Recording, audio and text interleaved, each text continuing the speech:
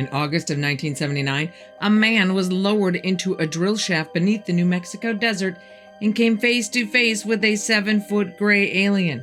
By the time the shooting stopped, 66 men were dead. Phil Schneider was one of only 3 people who made it back to the surface. I'm Carol Ann. Welcome to the In-Between.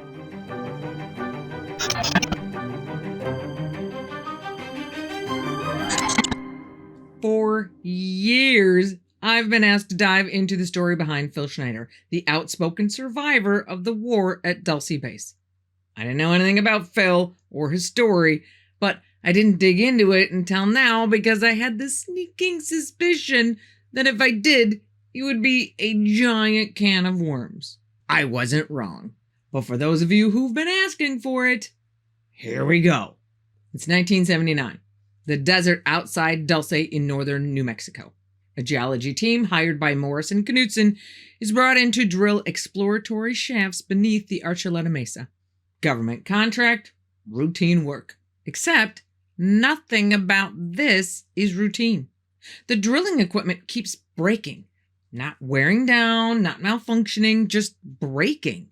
Heavy-duty industrial gear designed to chew through bedrock is coming back up in pieces. So they decide to send someone down to find out why. That someone is Philip Schneider. Phil is a geologist and an explosives engineer with high-level government security clearance. This is not his first rodeo. But something about this one feels off to him. He notices something strange. There are a lot of armed military personnel, including Green Beret, in camp for what is supposed to be a routine geology operation. But whatever, he suits up, steps onto the lift, and the operators start lowering the basket. When Phil reaches the bottom, the drill has punched through into a cavern. From that opening, black, smoky air is billowing upward that smells like rotten, burning garbage, like something decaying in the dark for a very long time. Then he sees why. Standing in the cavern is a 7-foot-tall gray alien. Then another appears. Phil panics. He draws his sidearm and fires, killing 2 of the creatures. A third raises what he describes as a plasma weapon and fires back. The blast takes fingers from Schneider's left hand and leaves him with burns reminiscent of electrocution. Then all hell breaks loose. The Green Berets pour down from above and the cavern becomes a war zone. The creatures, armed with technology the soldiers have never encountered, fight back hard. When it's finally over, 66 men are dead. The only reason Phil makes it out alive is because a Green Beret drags him onto the lift and sends it up, saving his life. Phil is one of only 3 survivors. That Green Beret is not one of the 3. The other 2 are in Canada, and the Canadian government won't let anyone, including Phil, talk to them. The drilling equipment wasn't malfunctioning. It was breaking through into something that had been down there for possibly 400 to 500 years. An alien civilization living miles beneath the New Mexico desert, quietly existing underneath a small reservation town. So that's it. That's the story. But that is not all of the story that Phil has to tell. After the Battle of Dulce Mountain, Phil moved on with his life, got married to his wife Cynthia in 1986, and in 1987 the couple had a baby girl named Marie. I don't know if it was the pressures of civilian life or the probable PTSD that I imagine Phil would be suffering from, or both, but the 2 divorced in 1990.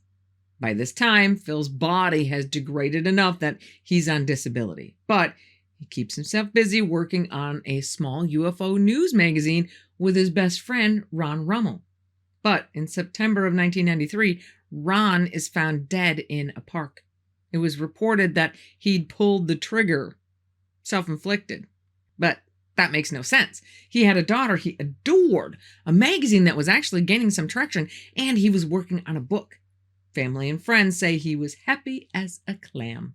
Couple that with the fact that, according to the police report, Ron's hand had blowback blood spatter. but the gun didn't. The only way that happens is if someone wiped off the gun after the trigger was pulled. Well, that is the proverbial last straw for Phil. He believes his best friend has been murdered for things he knew, and he thinks, screw all y'all, I know things too, and I'm telling. From that point on, Phil started a 2-year stint on the lecture circuit. Did he spill anything juicy? He sure did. In addition to telling everyone about the battle at Dulce, he says took place in August of 1979, he spilled the beans that Dulce is by far not the only underground base that the military has built without telling you, the people who paid for it. According to Phil, as of 1995, there were 131 secret underground military bases, 129 of them fully operational. And why, do you ask, do we need all these underground bases? Well, because we need somewhere to put the aliens. Okay, that's my guess. But Phil talks about an event in 1954 that could prove the Weekly World News was actually right. According to him, in 1954, Eisenhower's on vacation in Palm Springs and says he needs a dentist somewhere other than Palm Springs. He hops on Air Force One and flies just a hop, skip, and a jump away to Edwards Air Force Base. Squirrel moment! I looked up Edwards Air Force Base on Google Maps and saw this image that looks like some giant funky spider that totally freaked me out. Then I realized it's just a golf course. Some things sure do look different from space. Anyway, the base and the runways are locked down for the arrival of the president. So that means pretty much everybody knew he was coming. But when he lands, Air Force One just taxis out to the end of the runways and sits there. Now, there are people who claim to have been on the base that day, and they say they saw a saucer-shaped craft land on the runway not far from Air Force One. The rumor is that Eisenhower signed something called the Greta Treaty that day. The government knew we had aliens living here already, so they thought, well, hey, let's lock them into a treaty. We'll let them experiment on a few cows and a few people in exchange for them not invading and conquering us. Sounds good, right? What's a few human guinea pigs for global security? Except it took about a hot minute for us to find out that the aliens pay no attention to treaties. And ever since then, and some say even before then, we've been in a not-so-cold war with those ETs living among us within the underground cave systems of the world. And that is just the beginning. He talks about a magnetic levitation tram system that connects all the bases together, and the fact that there are 11 different alien races here on Earth right now, and only 2 of them are peaceful. And he seemed to bring at least some receipts. He had a table full of what he describes as different pieces of metal that correspond to spots on the periodic table that at least my chemistry teacher didn't know about. Metals that can only be made in space. He had original photos taken of the atomic bomb testing at Bikini Atoll that show a flying saucer vacating the area. And even a photo that he claims is a photo of his father on the USS Eldridge, as in the Philadelphia experiment, with Valiant Thor, America's legendary resident Venusian alien who landed here and hung out as a government advisor for a while.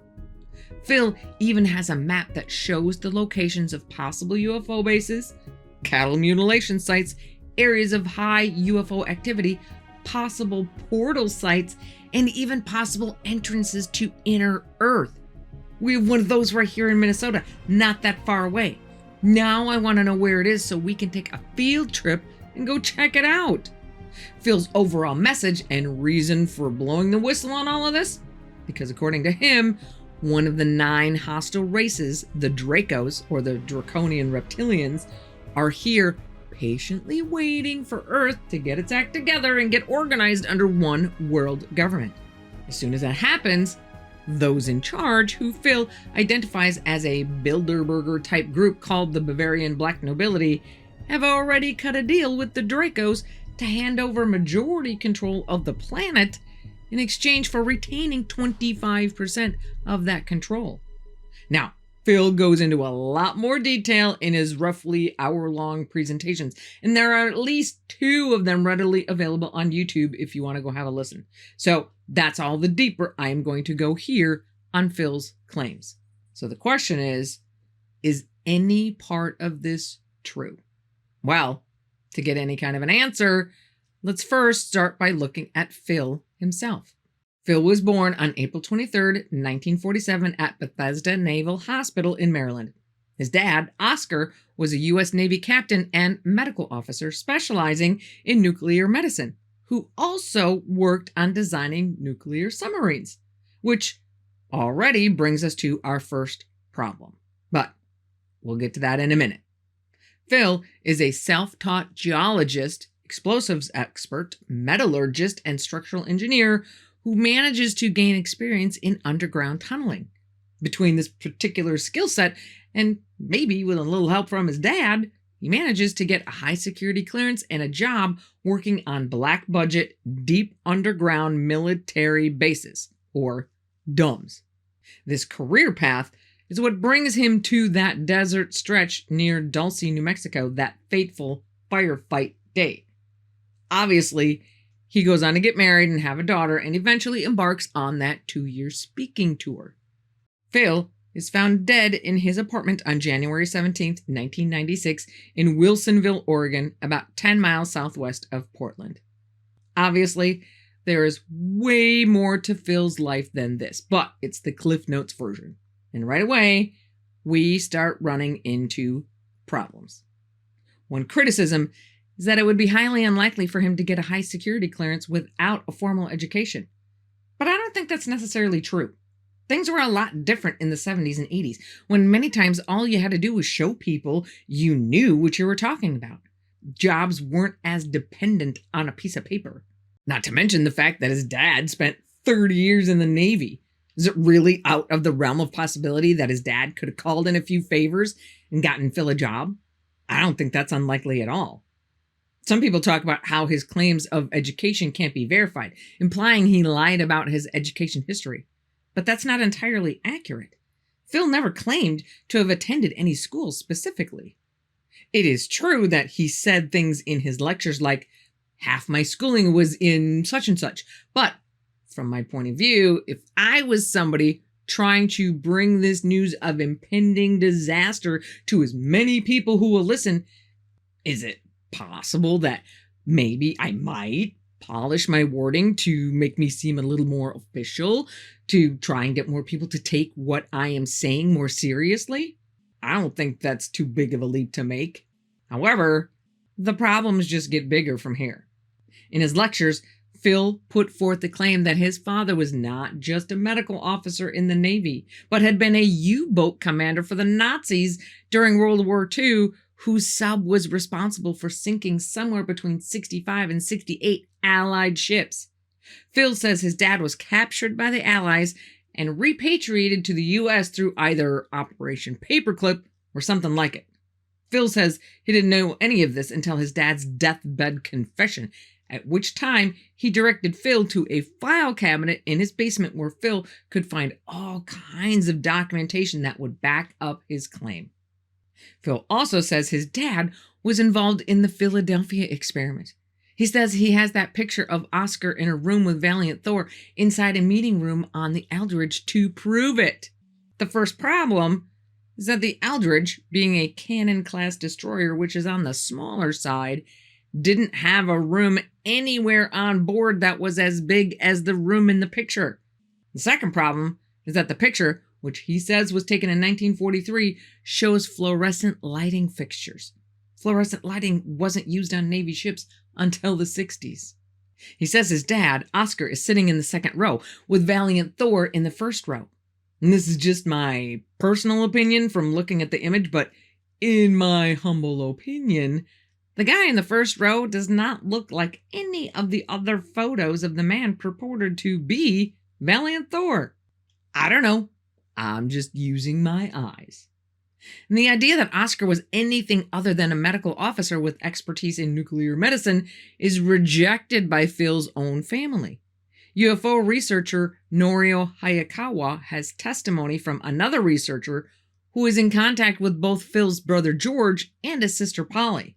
According to the other researcher, Charles Gilbert Wright, the Schneider family came from Russia in the late 1800s and were Jewish, and the family was deeply hurt when Phil lied and said his father was a German U-boat commander during World War II, when in reality, his father was a medical officer in the U.S. Navy. And if you're asking if there is anything in that file cabinet that does a better job of backing up his claims, there is. We'll get to that in a minute. But first, let's tackle another elephant in the room. Nobody in the Dulce War fan club can agree on what actually happened. We talked about Phil's version earlier.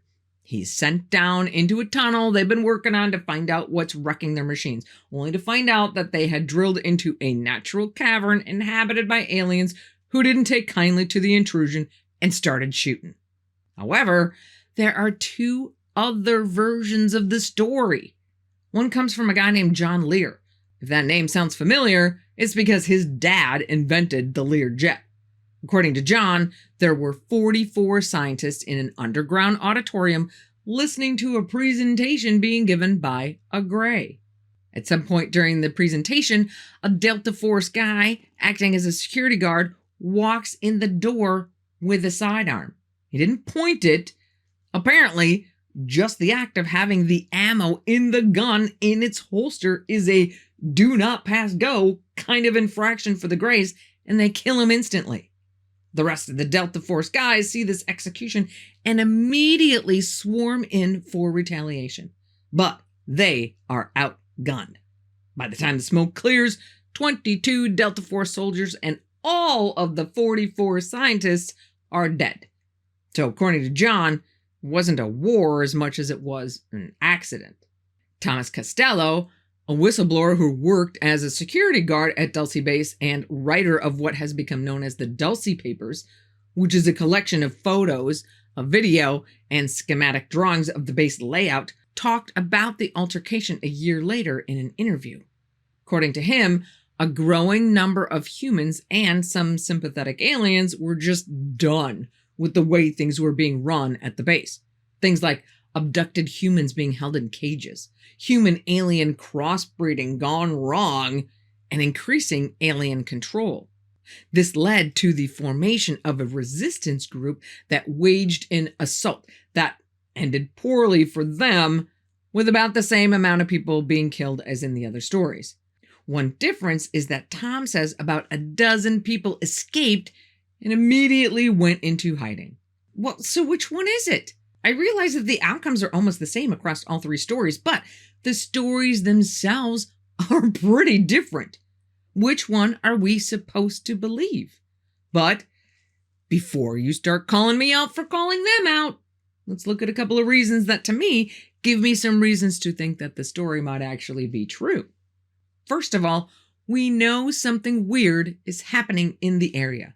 Northern New Mexico and southern Colorado are ground zero for the cattle mutilation phenomena. They started in earnest in the 1960s around Alamosa, Colorado, but by the mid-70s, the epicenter shifted right into the area just north of Dulce called the Archuleta Mesa, right on the New Mexico-Colorado border. That's a real thing that's been well documented over the years. And I realize it's just circumstantial, but it's very convenient that that's all happening so close to where the base is supposed to be. And Norio Hayakawa, whom we mentioned earlier, is a UFO researcher who has been actively investigating claims exclusively in the southwest of the United States, including those of a base at Dulce, for over 50 years. He's made his entire career out of weird things happening there. So I think it's safe to say that we know something is up in that area. Now let's look a little closer at the filing cabinet where Phil's dad kept the receipts. In addition to the photos of Oscar on the Eldridge and the one of the UFO running away from the atomic bomb testing, Phil finds 4 handwritten letters written by his dad on official Navy stationery. The first one details an autopsy report on one of the crew members involved in the Philadelphia experiment.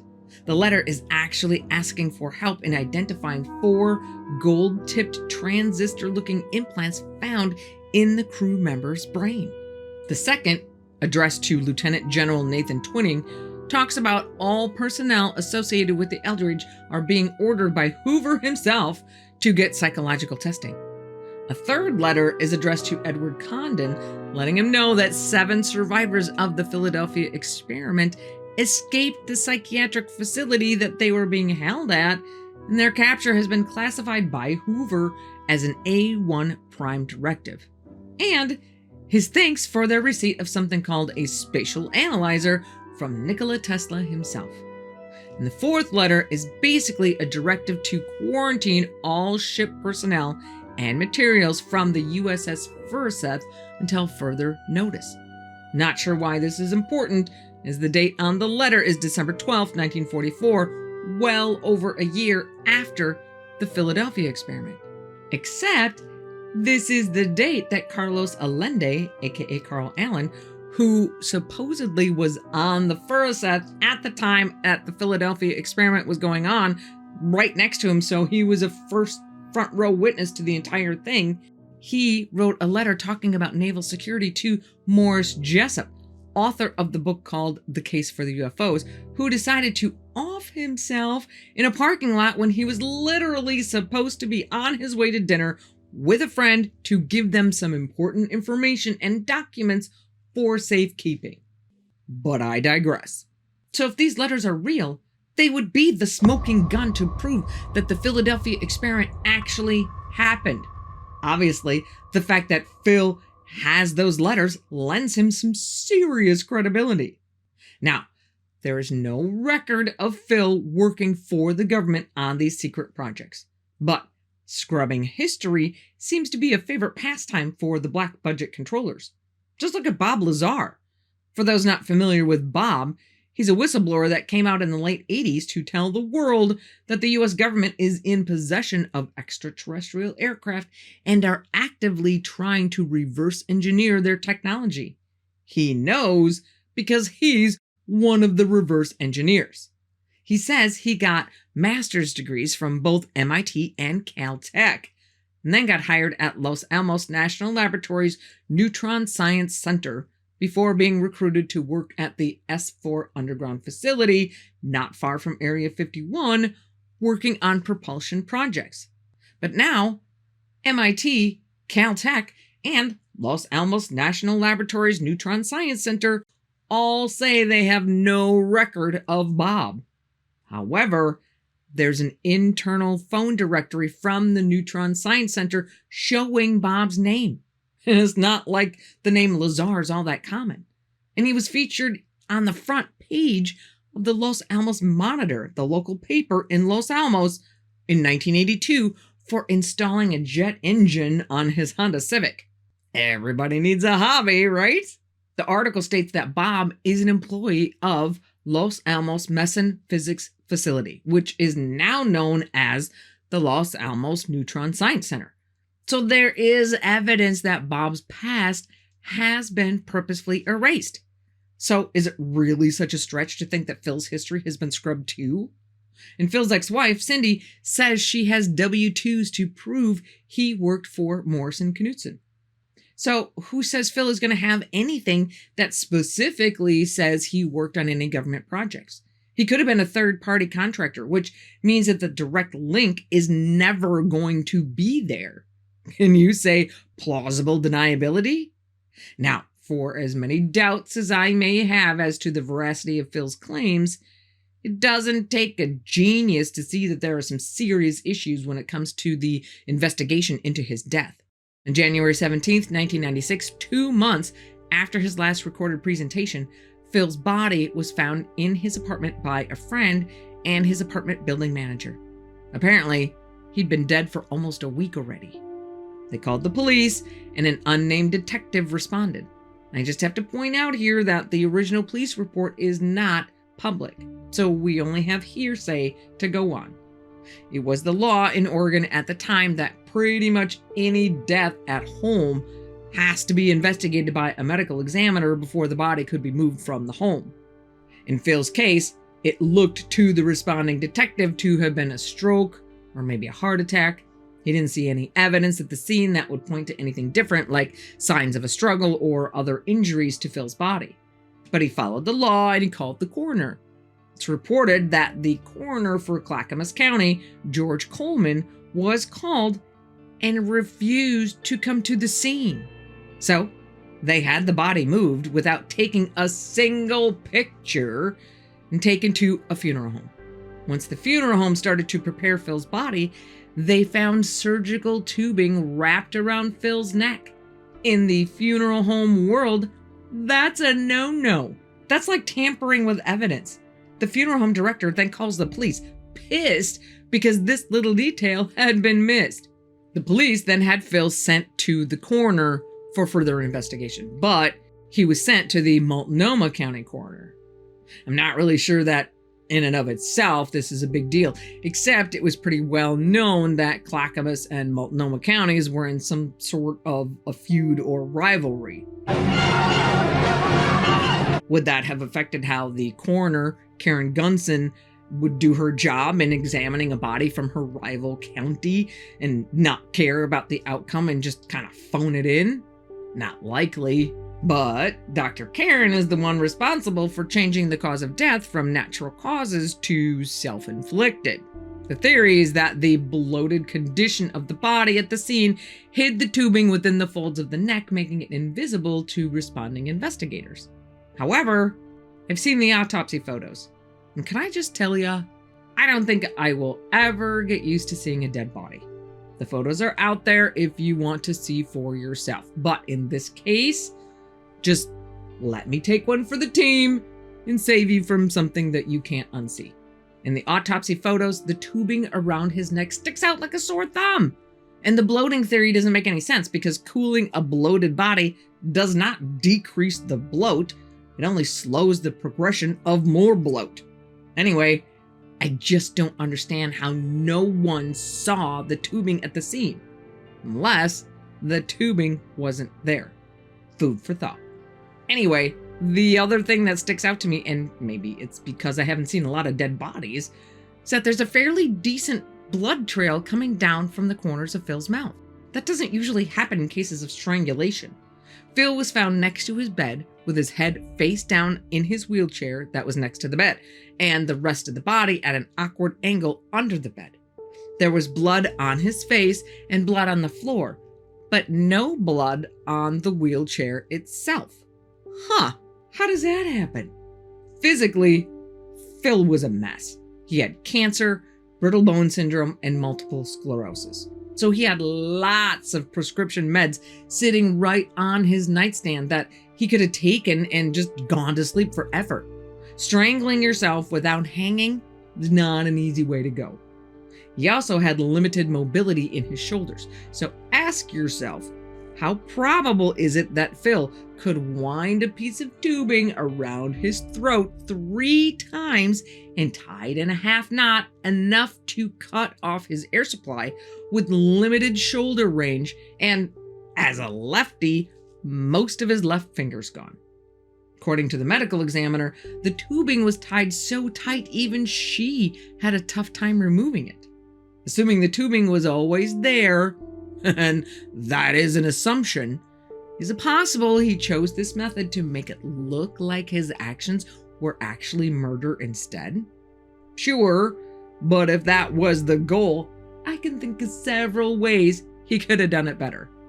Now, Phil's ex-wife, Cynthia, makes it known that she wants tests run on Phil's tissue samples because she isn't buying the whole he did it to himself idea. But because Dr. Karen ruled Phil's death as self-inflicted, the state of Oregon does not do testing. Cynthia gets loud, but is told nope, but that the samples would be held for a year. At the 11-month mark, Cynthia calls them again to say she wants to get the samples to take them for testing at an outside lab, and is told that they are lost, just gone. How convenient. And I'm sure, to no one's surprise, all of Phil's lecture notes, book notes, pictures, samples, and his father's letters are all missing from his apartment. But that cash in his wallet and the gold coins he had in the closet are still there. Huh, Now, as interesting and damning as all of that is, there are some final issues with the story that need to be addressed. First of all, one of the conferences he spoke at, he was introduced by Al Bielek from the Montauk Project / Philadelphia experiment fame. Remember him? He's the guy who claimed his soul was inserted into the body of a dead baby, making the baby's body miraculously reanimate or something. There's only one person that I even come close to believing can raise people from the dead, and it ain't Al Bielek. If you want to see how I really feel about Al Bielek, go watch part 2 of our 2 Montauk episodes. Link in the description. So, considering I don't trust Al Bielek as far as I can throw him, does that throw shade on the veracity of Phil's presentation? My first thought is to say no. If I commit to giving a presentation at a seminar, I don't know that I would cancel if I found out that the person introducing me was someone I disagree with. He may not have even known who was going to introduce him. But then I found out that Al Bielek was actually sponsoring the speaker tour that Phil was supposed to start the day after he died. So he was much closer to Al than I originally thought. Not a complete disqualifier, but it certainly didn't put him on my good side. And the one book that dives into the investigation into Phil's death, called The Philadelphia Experiment Murder, is written by Alexandra Bruce, who is described as a cognitive gymnast. Not exactly what I'm looking for in a book that is supposed to be laying out the facts. And the book is edited and published by the same people and publishing company that brought us the entire Montauk book series. Really? Those people just throw the craziest spaghetti they can think of at the wall and see what sticks. And I think that crazy rubbed off on Phil's wife, Cynthia. She did an interview with Ashley O'Toole, author of her own digest called Beachhead. And I feel the need to add that Ashley, too, is all on board with the Montauk legend and highly recommends their book series. During that interview, Cynthia claims that Phil told her that during the firefight at Dulce Base, he peed in his hard hat and threw the pee at the aliens, which killed some of them. No. You're trying to convince me that during an attack by 7-foot aliens, Phil took off his hard hat, opened his fly, peed in the helmet, and threw it at them? Jesus, take the wheel. Now, to be clear, I'm not sure if that's a testament to Cynthia's nuttiness, Phil's nuttiness, or both. But that does conveniently lead us into a discussion that we need to have about Phil's nuttiness. Now, when I first started my initial research on Phil, I was looking at information from Norio Hayakawa that talked about Phil's family being mad at Phil for saying their dad was a former Nazi. Just a little side note on this one. Norio says in his article, Debunking Phil, to go check out this other article on Medium, also debunking Phil. Except that Medium article shows clearly with screenshots from Ancestry.com that Phil's dad was born in Germany right before the family moved to the US. But the letter in Norio's article, referencing a third-party letter from Phil's family, say they came from Russia in the 1800s. So who's lying there? But there was another quoted section in Norio's article from a guy named G. Clinton, who says he was Phil's roommate back somewhere between 1977 and 1979. He says Phil told him that he lost his fingers working as a lineman. I'm assuming that means an electrical lineman. Mr. Clinton says he thought Phil was mentally ill and had suspicions that Phil was injuring himself for attention, and added, by the time I parted company with Phil entirely, probably sometime in 1980, I was of the very solid opinion that Phil was disturbed and probably a danger to himself, but not others. When I read this, I thought, well, there are a number of people, hopefully a small minority, who can be persuaded with enough zeros after the $sign to say whatever someone wants them to say. With that in mind, I hit the last of the things I needed to research for this episode, and that is a copy of the file that the FBI had on Phil. Now, I knew this file was the source for the claim that Phil had spent time in a mental institution. The file was initially started because in March of 1975, a friend of Phil's named Bob Rubio calls the FBI and says, "Hey, my buddy Phil's got 80 pounds of radioactive material and says he wants to make a nuclear device." Well, I certainly agree that that's a good reason for the FBI to go knocking on Phil's door. So they do their due diligence and check out his history, which uncovers the 6-month hospital stay between 1968 and 1969. But the file does more than that. Long story short, the radioactive materials thing is quickly taken care of. Apparently, he has 300 pounds of rock containing uranium. But there's no way for a layperson to extract said uranium to make anything that could come close to a weapon. Phil's biggest problem with the entire endeavor is that he supposedly stores the 300 pounds of rock, which is radioactive, under his bed, and then notices that he starts suffering from nausea, hemorrhaging, and soreness in his extremities. You think? We know Phil had cancer when he died, which he said came from the cobalt radiation he received by being hit with the alien plasma weapon. Maybe, hang with me on this one, maybe it came from sleeping for an extended period of time on top of radioactive material. Shocker! So anyway, like I said, the nuclear device kerfuffle is dealt with in a no-harm, no-foul, expeditious manner. But that interaction then starts an entirely separate cascade of reports about a year later that end up giving us a glimpse into Phil's head. So Phil is friends with Bob Rubio, who I mentioned, and a guy named Jackson Wood. And for whatever reason, he also knows an FBI agent named James Tomlinson, who is not involved in the initial radioactive materials investigation. In March of 1976, so almost exactly a year after the whole radioactive rocks thing, Bob calls the FBI again to say, "Hey, just thought you should know that Phil threatened one of your agents." Wow, that catches their attention. Turns out, Bob and Jackson have been having issues with Phil for the last couple of months. In December of 1975, someone steals Jackson's 1974 Mercury Comet right out of his driveway. The next day, the car is found near Milwaukee, Oregon, completely engulfed in fire. Sometime around February 1st, 1976, so about a month later, Phil is at Bob's apartment moving some boxes and accidentally breaks a window.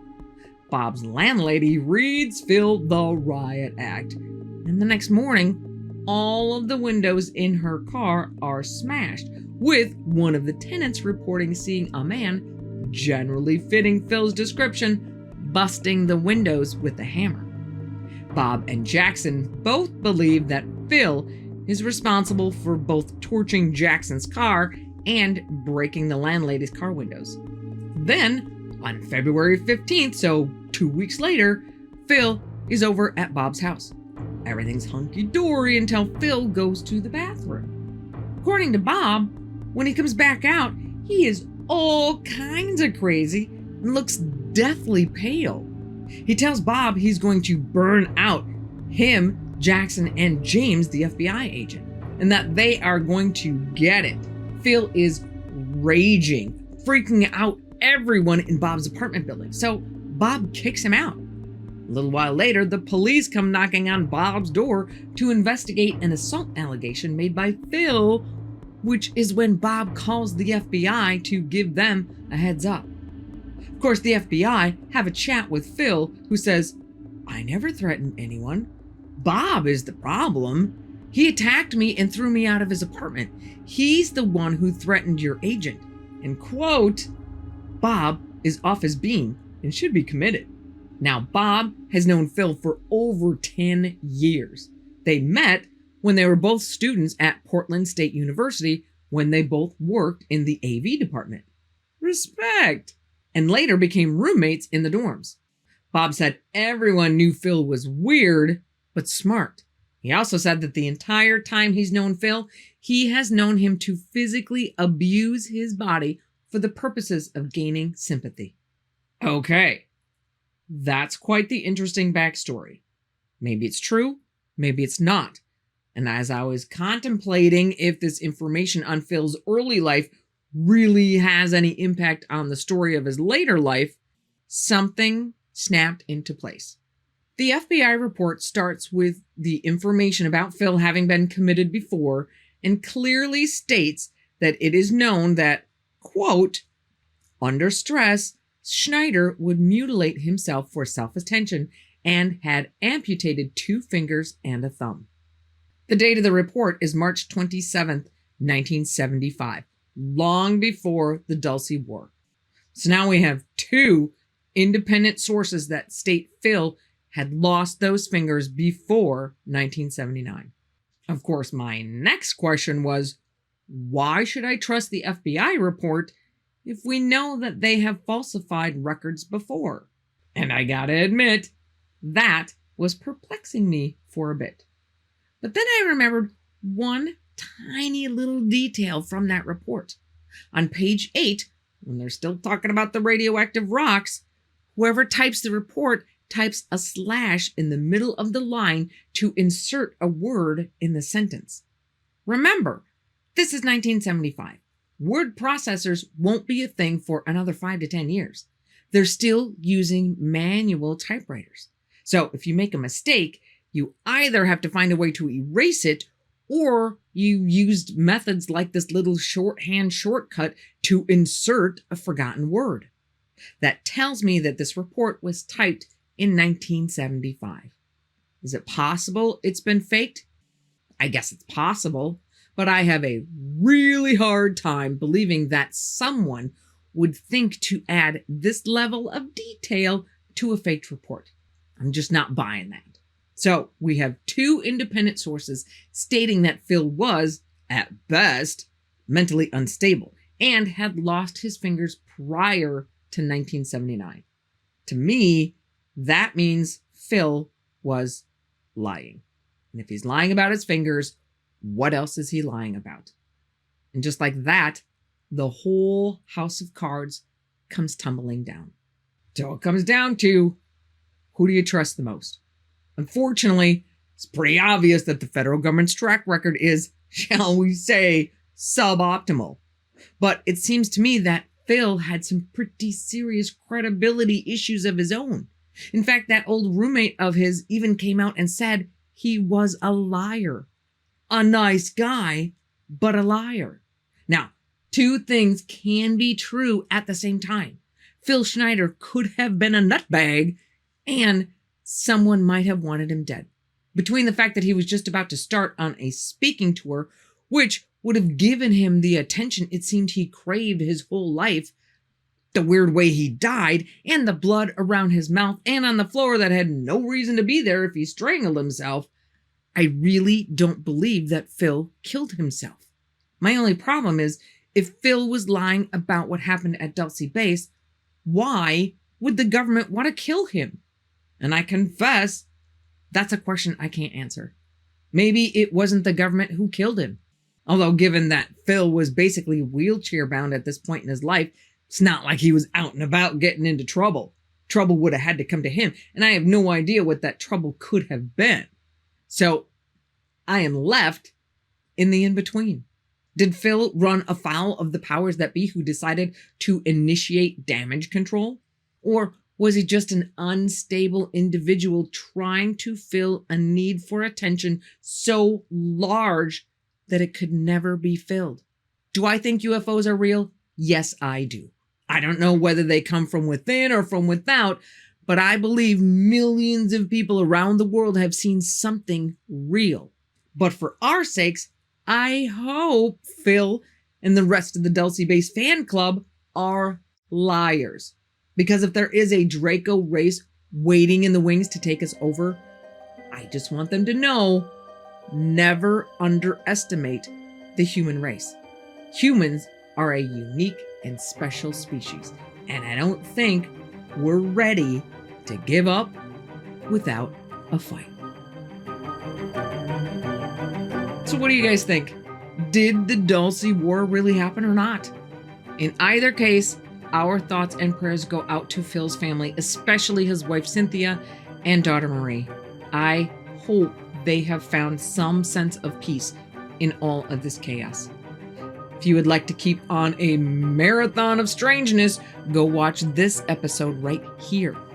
Be careful out there, and I will see you here again on the In-Between.